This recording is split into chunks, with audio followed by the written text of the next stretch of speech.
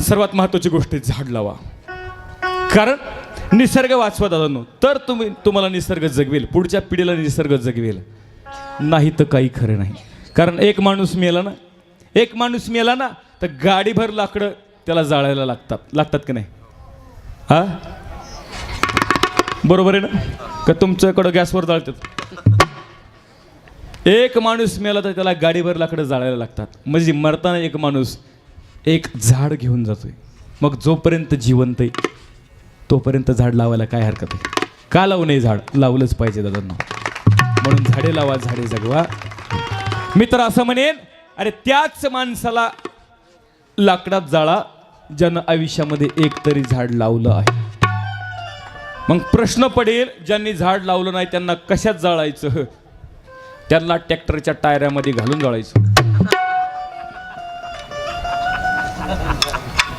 निसर्ग वाचा. कारण एक झाड, अरे झाडा कोण शिकलं पाहिजे माणसानं.